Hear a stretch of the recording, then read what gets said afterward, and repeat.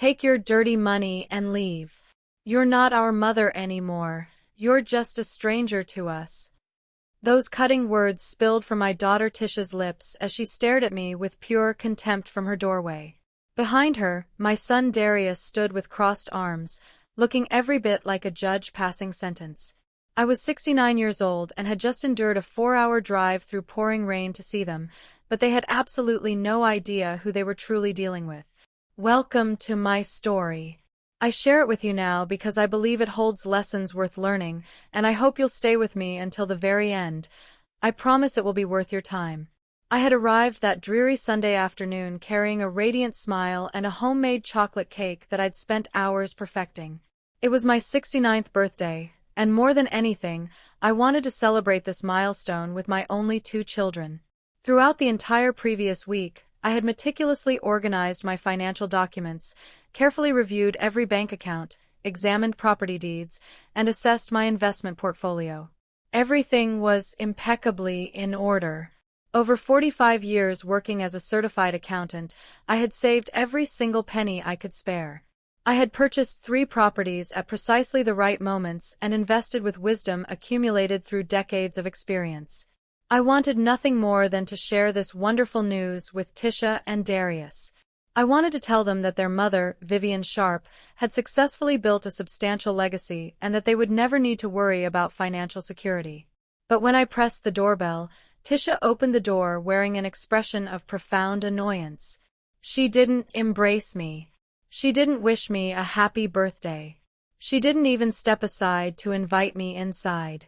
She simply stood there, physically blocking the entrance, regarding me as though I were some bothersome door-to-door solicitor. "What do you want, Vivian?" she asked, deliberately using my first name as if we were complete strangers. Behind her, Darius materialized with an identical cold expression etched across his face. My heart plummeted. 6 long months had passed since I'd last laid eyes on them, and this was the welcome they offered me. "It's my birthday," I said softly, my voice trembling despite my efforts to steady it, holding up the cake I had baked with such love and care. "I thought perhaps we could celebrate together. I have some genuinely good news to share with you about our family's financial situation." Tisha exchanged an odd look with Darius, a look I couldn't quite interpret in that moment, though I would understand it perfectly later. It was the look of 2 vultures carefully sizing up their prey, calculating their next move. "Come in quickly," Tisha finally said, stepping aside with obvious reluctance. "But we can't keep you long. We already have plans for today."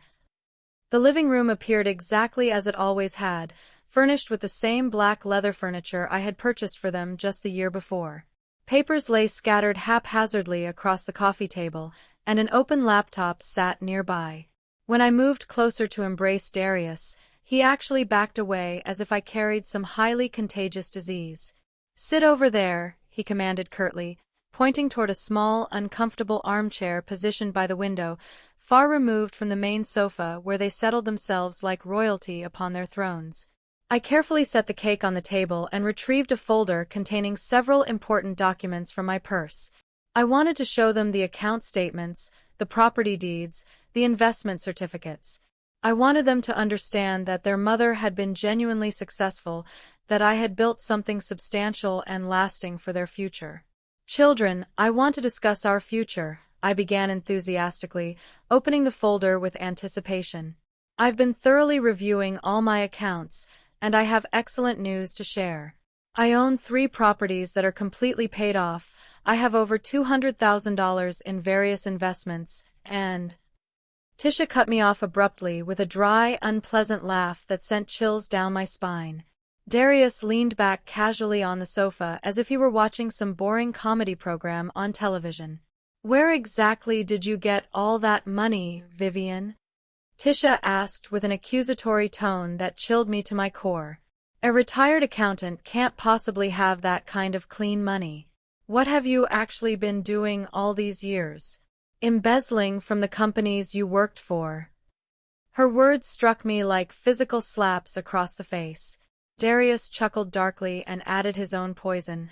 "That's probably why you never bothered to visit us much. You were too busy with your dirty business dealings. I sat there completely speechless, unable to process what I was hearing. My own children, the children I had raised alone after their father abandoned us without looking back, were openly accusing me of being a common thief. These same children who had grown up with everything they could possibly need thanks to my honest, tireless work. These children whose college tuition, automobiles, vacations, and even their wedding ceremonies I had fully paid for. These children who had never once worried about where money came from when they needed it, they were now treating me like a hardened criminal simply because I wanted to discuss my finances with them. Children, please listen to me. This money is completely legitimate and legal, I explained carefully, my voice trembling with hurt and disbelief. I worked diligently for 45 years. I saved every single penny I could. I invested intelligently and strategically. I purchased properties when prices were at their lowest. Everything is properly documented. Everything has receipts and invoices. Every transaction is traceable and legal. But Darius interrupted me again, raising his hand authoritatively like a police officer stopping traffic at an intersection. We don't want to hear your pathetic excuses, he said with shocking coldness. We're not interested in your dirty money.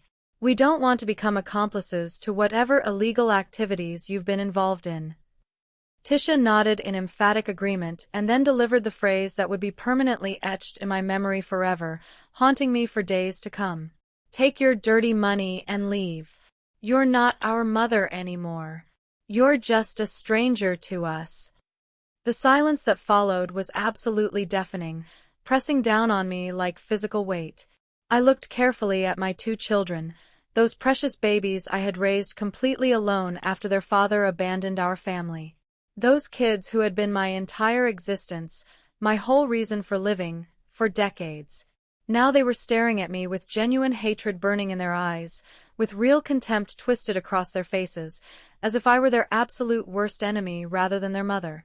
Slowly, with as much dignity as I could muster, I closed the folder, carefully placed the documents back into my purse, and rose from the uncomfortable armchair. I understand perfectly, I said with a calmness that surprised even me. If I am merely a stranger to you, then you are complete strangers to me as well. I walked steadily toward the door without rushing, feeling strangely serene despite the circumstances. And I absolutely don't give money to strangers. I only give it to my real children, the ones who love and respect me. That night, when I finally returned to my house after what felt like the longest drive of my entire life, I sat down at my computer and methodically opened all my online banking accounts. One by one, with complete deliberation, I removed both Tisha and Darius as beneficiaries of absolutely everything. Savings accounts, investment portfolios, insurance policies, property deeds, their names disappeared systematically from every single legal document I owned. If they genuinely wanted to be strangers, I would treat them exactly as such. But what they didn't know, what they couldn't possibly have known, was that I had made a firm decision that night to teach them a lesson they would never, ever forget for as long as they lived. The days following that profound humiliation were among the strangest of my entire life. I woke up every morning fully expecting to feel overwhelming pain, consuming rage, or an uncontrollable urge to cry until I had no tears left. But instead, I discovered a cold, clear calm that was completely new to me. It felt as if I had awakened a version of myself that had been lying dormant for all 69 years of my existence. On Tuesday morning, as I sat peacefully drinking my coffee in the kitchen, the telephone rang sharply. It was Tisha calling. Her voice sounded distinctly different, softer, almost sweet, dripping with artificial honey. "Hello, Mama," she said, and the words sounded as fake and hollow as a plastic coin. "Darius and I have been talking extensively about what happened on Sunday. Perhaps we were slightly harsh with you. The thing is," Tisha continued smoothly, "Darius is experiencing some temporary financial difficulties right now. You know how it is. The company where he works is conducting layoffs, and he's naturally worried about his position. We thought perhaps you could lend him some money, just until his situation stabilizes." There it was, laid bare. Not even 72 hours had passed since they had called me a stranger and a thief, and they were already coming back with their hands stretched out expectantly. "How much does he need?" I asked in a carefully neutral voice, betraying nothing. "Well," Tisha hesitated for just a moment, "about $15,000 would be sufficient. It's only temporary, Mama. We'll definitely pay you back within 6 months. $15,000. An amount that posed absolutely no problem for me financially, but that for them represented the difference between paying off their debts or declaring bankruptcy. "I see," I replied with perfect calmness. "Tell me something, Tisha. Is the money Darius needs intended to pay off clean debts or dirty ones?" The silence on the other end of the phone line was absolutely delicious to me. "What exactly do you mean by that?" she asked, her voice suddenly tight and strained. "Well, you made it crystal clear to me on Sunday that I only possess dirty money," I explained matter-of-factly. "I certainly wouldn't want to contaminate Darius with my tainted bills. That would be irresponsible of me, wouldn't it?" "Mama, I already told you we might have been somewhat harsh," she began defensively. "We didn't really mean—" "Yes, you absolutely did," I interrupted firmly, my voice steady and strong. "You said exactly what you meant to say, and I also said exactly what I meant. I don't give money to strangers, Tisha. Not anymore." I disconnected the call and calmly returned to my coffee. 5 minutes later, right on schedule, the phone rang again. This time, it was Darius calling. "Mama, Tisha told me about your conversation just now," he began, employing that little boy voice he had used whenever he wanted something since he was 5 years old. "I think there was a serious misunderstanding on Sunday. We were both stressed out. We had problems weighing on us. We honestly didn't mean to treat you badly." "What kind of problems do you have, Darius?" I asked him directly, cutting through his manipulation. "Work problems," he answered quickly, perhaps too quickly. "You know how it is. The economy is extremely tough right now. Sales are significantly down." But I knew my son intimately. For 44 years, I had learned to read every subtle inflection in his voice, every meaningful pause, every carefully constructed lie. "Are you absolutely certain they're just work problems?" I insisted. "They don't have anything whatsoever to do with that new casino that opened near your office last year?" The silence that followed confirmed exactly what I had already suspected. Darius had developed a serious gambling problem. The $15,000 debt wasn't because of corporate layoffs or economic difficulties. It was because of slot machines and poker tables and reckless betting.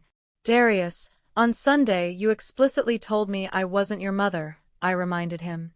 "You said I was just a stranger with dirty money. Do you remember saying that?"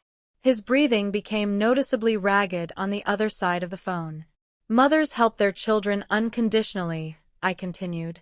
"Strangers don't have that obligation.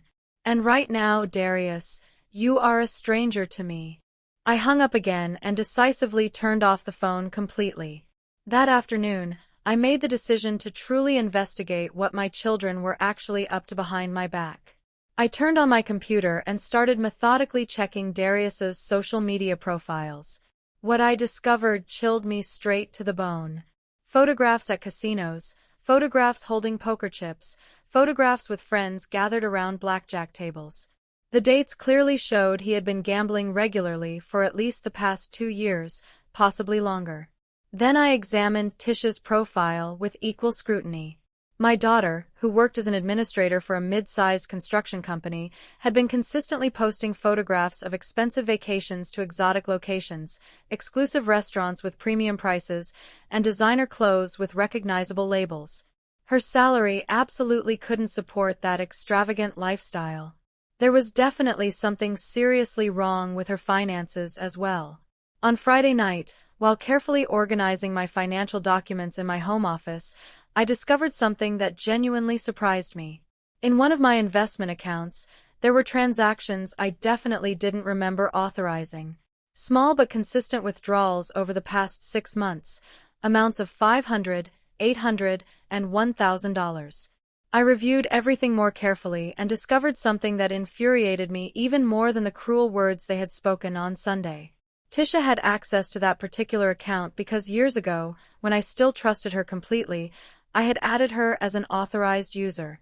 And she had been systematically and secretly withdrawing my money for months without my knowledge or permission. They weren't particularly large withdrawals that would trigger immediate alerts, but when I added everything up methodically, she had taken over $8,000 without my permission. $8,000 of theft from her own mother. On Saturday morning, I called the bank and requested to speak with my personal account executive, Mr. Jenkins. I explained the entire situation to him, and he reviewed all the movements with me in careful detail. "Mrs. Sharp," Mr. Jenkins told me with genuine concern in his voice, "these withdrawals were definitely not authorized by you. This constitutes bank fraud. You have grounds to press criminal charges if you choose to do so." "I don't want to press charges yet," I replied carefully. "First, I want you to immediately remove all authorized persons from all my accounts. Only I should have access from this moment forward. No one else." Mr. Jenkins processed the changes immediately and efficiently. Tisha and Darius were completely eliminated from all my banking products within minutes. But what bothered me the absolute most wasn't even the stolen money itself. It was the staggering hypocrisy of it all. Tisha had been actively robbing me for months, and then on Sunday, she had the audacity to call me a thief. Darius had accumulated massive gambling debts and had called my honestly earned money dirty. My own children were exactly what they had falsely accused me of being. That night, as I ate dinner alone in my quiet kitchen, the doorbell rang unexpectedly. It was Tisha standing on my porch wearing a nervous smile that didn't reach her eyes. "Hello, Mama. Can we please talk?" she asked with false sweetness. I let her inside, but I deliberately didn't offer her anything. No coffee, no refreshments, no hospitality whatsoever. She stood awkwardly in the living room, fidgeting nervously with her car keys. "Darius and I have been thinking seriously," she began hesitantly, "and we believe we should manage your finances better going forward. You're 69 now, and sometimes older adults make mistakes with money. It's completely natural." She pulled some papers out of her bag with rehearsed casualness. "I brought some documents for you to sign. They're legal powers of attorney that would allow us to help you better with your financial affairs." I looked at the documents without touching them, keeping my hands folded in my lap. "Why exactly do you need legal power over my finances?" "To protect you," she answered quickly, her prepared response rolling smoothly off her tongue. "If we handle your money professionally, no one can possibly fool you or take advantage of you." The irony was absolutely perfect. The only people who had successfully scammed me were standing right in front of me. "I won't sign anything," I told her firmly, my voice leaving no room for negotiation. The fake smile immediately disappeared from her face, replaced by barely concealed anger. "Mama, you have to be reasonable about this," she said with growing frustration. "What's going to happen if you get sick? What if you become incapacitated? If you don't sign these documents voluntarily right now, maybe we'll have to look into other legal options. For your own protection, of course." "Tisha," I said in a very calm voice that I barely recognized as my own, "I think it's time for you to leave my house immediately." She turned visibly red with rage, her composure completely shattering. "You know what, Mama? You've become a bitter, selfish old woman. But don't think for 1 second this is going to end here. We're not finished." After she left, slamming the door behind her, I sat down to fully process what had just transpired. My children hadn't just robbed and humiliated me. Now they were openly threatening to take away my legal autonomy, to have me declared incompetent. But what they didn't know, what they couldn't possibly comprehend, was that they had awakened the wrong woman. On Monday morning, I made a decision that would fundamentally change everything. If my children wanted to play dirty, I was going to teach them how to really play the game. I put on my best gray business suit, the same one I wore when I had important meetings during my years as a principal accountant, and headed downtown with determination. I had an appointment with someone I hadn't seen in a long time. Attorney Marcus Thorne had been my direct supervisor for the last 10 years of my professional career. Now he was the lead partner at the most prestigious law firm in the entire city. When I entered his impressive office on the 32nd floor, he stood up immediately with a genuine smile that reminded me exactly why I had always trusted him implicitly. "Vivian, what an absolute pleasure to see you," he said warmly, embracing me as if I were family. "You look exactly the same as when you retired 5 years ago. How can I help you today?" I sat down in the comfortable leather chair facing his mahogany desk and pulled out all the documents I had meticulously prepared. Bank statements, screenshots of my children's social media activities, and detailed records of the unauthorized transactions. "Marcus, I need your legal advice urgently," I told him in a firm voice. "My children are actively trying to scam me, and I need to protect my assets immediately." He immediately became serious, his professional demeanor taking over, and began reviewing every document with a meticulous attention to detail I remembered so well from our days working together. After an hour of careful examination, Marcus leaned back in his chair with a grave expression. "Vivian, this is extremely serious," he said. "What your daughter did with the bank accounts constitutes fraud, and the threat of declaring you incompetent is extortion. We could absolutely press criminal charges if you wanted to pursue that route." I shook my head firmly. "I don't want to go that far yet. For now, I just want to protect myself completely," I explained. "I need to make absolutely certain they can't touch my money, my properties, nothing. And I need to be fully prepared in case they actually try to have me declared incompetent." Marcus nodded and quickly began taking detailed notes. "We're going to create an irrevocable trust," he explained clearly. "We'll transfer all your properties and the majority of your liquid assets into the trust. You will remain the sole beneficiary during your lifetime, but they won't be able to touch anything under any circumstance. We're also going to arrange complete medical and psychological evaluations to document your mental competency beyond any shadow of doubt." We spent the entire morning organizing the paperwork meticulously. Marcus explained every detail, every legal protection we were putting in place to safeguard my interests. "If your children attempt to have you declared incompetent," he said confidently, "we'll have evaluations from 3 different doctors and 2 licensed psychologists confirming you're perfectly lucid and competent. It will be absolutely impossible for them to win such a case." As I signed the necessary documents, Marcus asked me a question that genuinely surprised me. "Vivian, did you ever tell your children exactly how much money you actually have?" I shook my head. "They know I have some property and savings, but I never gave them specific numbers. I've always been modest about my wealth." Marcus smiled in a way I couldn't quite interpret. "So they don't actually know you're a millionaire," he said with a hint of amusement dancing in his voice. "They don't know about the technology stocks you bought in the 90s that have appreciated tremendously. They don't know about the commercial properties. They don't know about the certificates of deposit that have been growing and compounding for decades." He was absolutely right. My children thought I was simply a retired woman with some modest savings.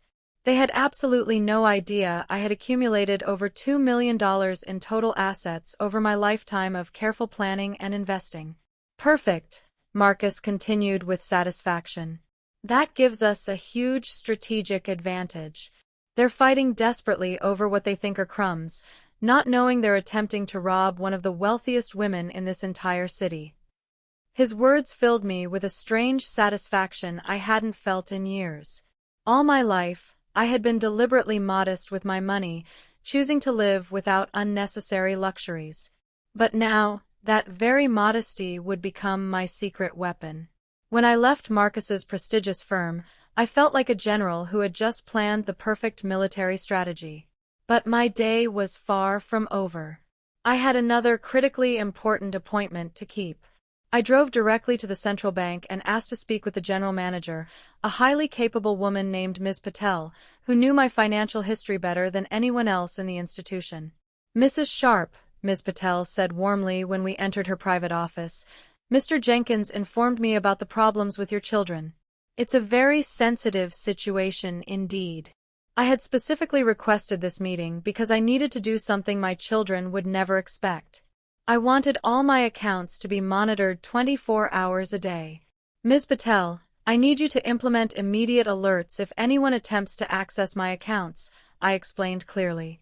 I also need you to change all the security codes and require my physical presence for any transaction exceeding $1,000. She nodded professionally and began processing the changes on her computer immediately. Also, I continued, I want you to prepare a complete report of all transactions for the last 2 years, especially highlighting the unauthorized withdrawals my daughter made. I need official documentation from the bank for my lawyer. Ms. Patel printed everything immediately and handed me a substantial folder with over 50 pages of detailed evidence. When I returned home that afternoon, I felt powerful in a way I had never experienced in my entire life. It wasn't the power that comes from having money, but the power that comes from taking total control of your own life. For 69 years, I had allowed others to make decisions for me. My ex-husband decided how we spent money. My children decided when they visited me and when they didn't. My bosses decided how much my work was worth. But now I was making all the decisions myself. And the very first decision was simple. My children had declared war on me, and I was absolutely going to win it. On Wednesday night, as I organized all the legal documents neatly on my desk, the phone rang sharply. It was Darius, and his voice sounded genuinely desperate. Mama, I have a serious problem. I urgently need you to help me. For the first time in days, I didn't hang up immediately. I wanted to hear exactly how desperate he had become. The guys from the casino came to my job today, he explained, his voice trembling noticeably. They gave me until Friday to pay them $25,000, or they're going to hurt my family. Mama, please. I need that money desperately, or I don't know what's going to happen. $25,000. The amount had mysteriously increased by $10,000 since his first request just days earlier. Darius, I said in a very calm voice, do you remember what you told me last Sunday? He stayed completely silent. You told me I wasn't your mother, that I was just a stranger with dirty money. Do you remember saying that to my face? His breathing became more agitated on the other end. Mama, I didn't mean that. I was stressed. I was scared. I didn't know how to explain the situation to you properly. His words sounded genuinely desperate, but I had already learned not to believe my children's tears anymore. Please, I need your help desperately. I promise I'll pay back every single cent. Darius, if you are really in danger from violent criminals, you should call the police immediately, I suggested reasonably. Legal casinos don't threaten people physically. If they're threatening you, it's because you're involved with dangerous people doing illegal things. The silence that followed confirmed I was absolutely right. I can't call the police, he finally admitted. It's complicated, Mama. There are things involved that you wouldn't understand. There was the truth, finally laid bare. Darius didn't just have gambling debts at a legitimate casino. He was involved in illegal betting operations, probably with real criminals, and now he wanted me to pay the price for his monumentally stupid decisions. Darius, a few days ago, you told me I was a stranger, I reminded him calmly. Strangers don't risk their safety for people they don't know. If you are really in danger, find your real family to help you. Find someone who you didn't call a stranger. I hung up the phone and turned it off completely. That night, for the first time in weeks, I slept soundly and peacefully. I had taken all the necessary legal precautions, protected my assets completely, and documented all my children's crimes meticulously. Now, I just had to wait patiently for them to make their next move. And I had a strong feeling that move would come very soon. On Thursday morning, I woke up to the insistent, almost frantic sound of someone pressing the doorbell repeatedly. It was 7 o'clock in the morning, and someone was knocking on my door as if it were a genuine emergency. I put on my pink robe and walked slowly toward the entrance. Through the peephole, I saw Tisha and Darius standing on my porch. But they weren't alone. There was an older man with them, dressed in an expensive black suit and holding a leather briefcase. I opened the door cautiously, but left the security chain firmly on. "What do you want at this hour?" I asked coldly. Tisha looked noticeably nervous, with dark circles under her eyes and messy hair. Darius had a purple bruise on his left cheek and was moving as if his whole body ached. It was obvious the casino collectors had already started sending physical messages. "Mama, we urgently need to talk," Tisha told me, her voice trembling. "We'd like to introduce you to Attorney Vance. He specializes in family law and guardianship cases." The man in the suit nodded with a fake smile that didn't reach his eyes. I immediately understood what was happening. My children had hired a lawyer to have me declared incompetent. "Good morning, ma'am," the attorney said in a honeyed voice. "Your children are very concerned about your well-being. They've noted some erratic behaviors in recent days, refusing to help family in moments of crisis, making irrational financial decisions, showing paranoia toward your own children." Every word was carefully chosen to build a case against me. "Erratic behaviors," I repeated calmly, "like refusing to give money to people who robbed and insulted me?" The attorney quickly exchanged a look with Tisha. It was obvious she hadn't told him the whole truth about the situation. "Mama, please let us in," Darius insisted. "We just want to talk. The attorney has some documents that could help protect the whole family." I knew exactly what documents he had, probably a court petition to have me psychologically evaluated, followed by a request for temporary guardianship. "You are not coming into my house," I told them firmly. "If you want to talk to me, you can make an appointment through my lawyer." The attorney's face immediately changed when I mentioned that I had legal representation. "Your lawyer?" Tisha asked, her voice cracking. "Since when do you have a lawyer?" I smiled for the first time in days. "Since I decided to protect myself from people who want to scam me. Attorney Marcus Thorne is handling all my legal affairs now." Attorney Vance became visibly nervous when he heard Marcus's name. In a small city like ours, all the lawyers knew each other, and everyone knew that Marcus Thorne was one of the best in corporate law and asset protection. "Ma'am, perhaps there was a misunderstanding," the attorney began to say, but I interrupted him. "There was no misunderstanding whatsoever. My children stole my money, insulted me, threatened me, and now want to declare me incompetent to steal the rest. Everything is perfectly documented, and my lawyer has copies of everything." Tisha's face completely fell apart. "Mama, you don't understand.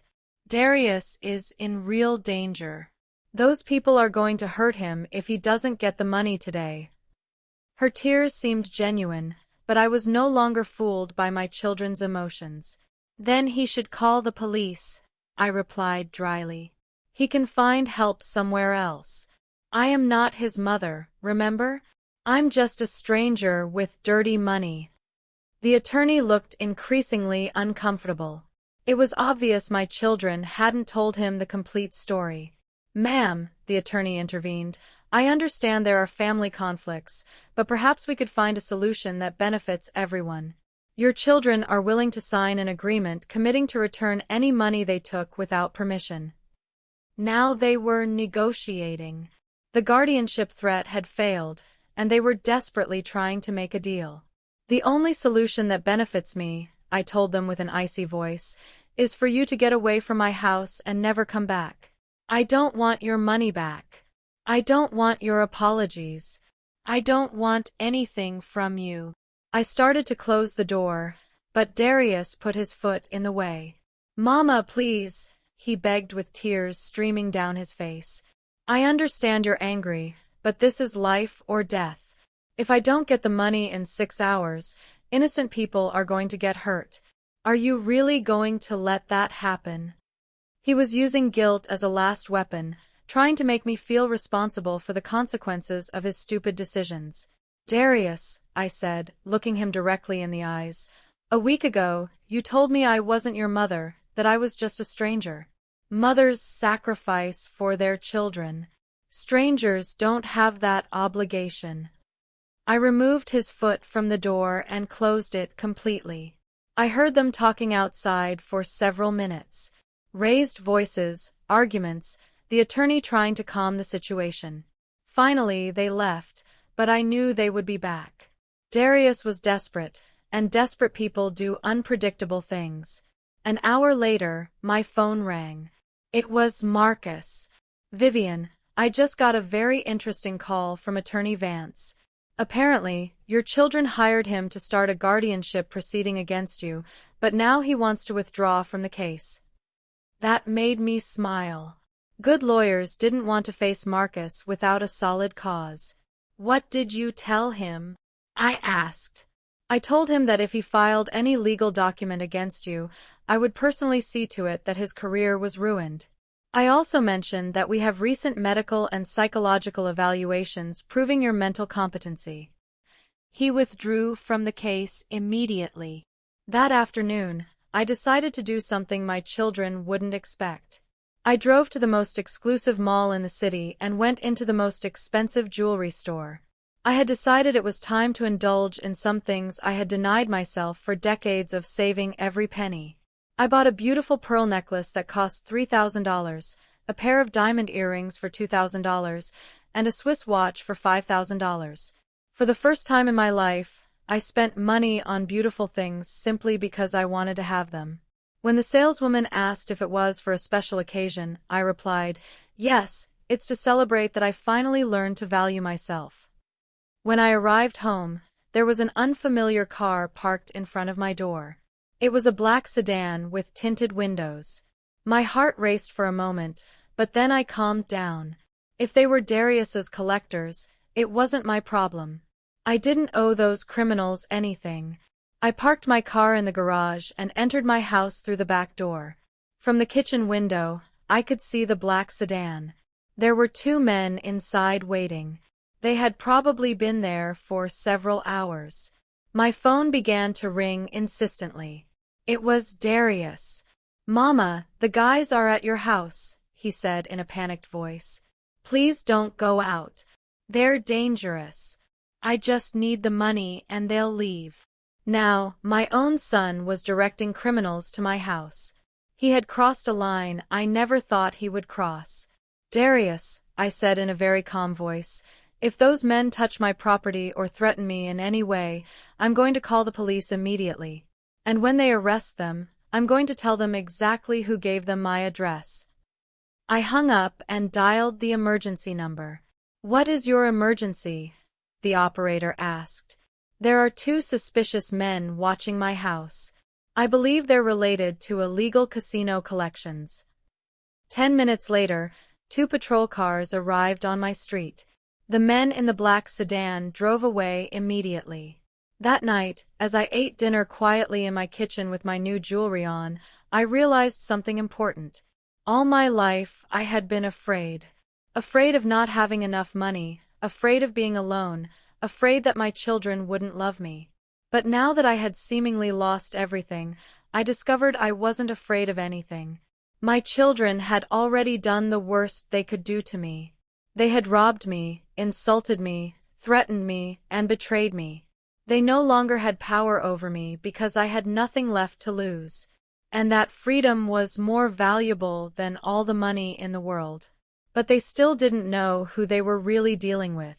On Friday morning, I woke up with a strange sense of tranquility. It was the deadline the collectors had given Darius, but I felt calmer than ever.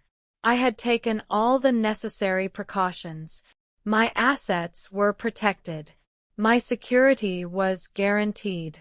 And my children had shown their true colors. Now I just had to wait to see what desperate move they would make.